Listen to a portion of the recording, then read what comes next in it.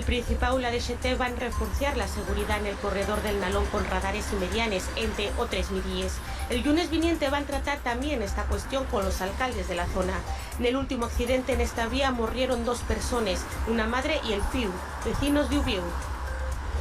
El ministro de Derechos Sociales asegura que el Credine de Llangreu y el futuro Centro para Enfermos de la d'Ubieu son recursos complementarios.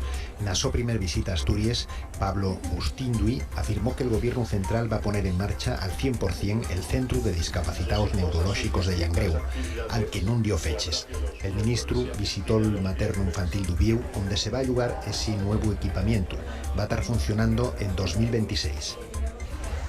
Les organizaciones agrarias Asaja, COAG y UCA van a movilizar al campo asturiano contra las medidas de Bruselas que, según aseguren, están acabando con el sector. Los representantes de estas 3 asociaciones criticaron las políticas europeas y también la burocracia de la administración autonómica.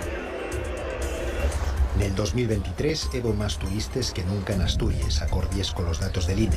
En total llegaron 2.700.000 visitantes. Hubo 6,5 millones de pernoctaciones.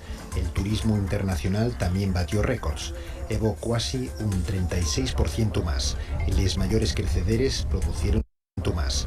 Les mayores crecederes producieron en primavera, seronda y invierno.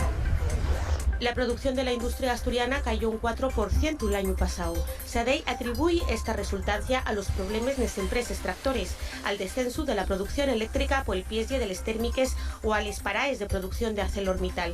En 2023 creció sí casi la construcción naval, la producción de energía renovable y la fabricación de componentes como aerogeneradores y paneles solares.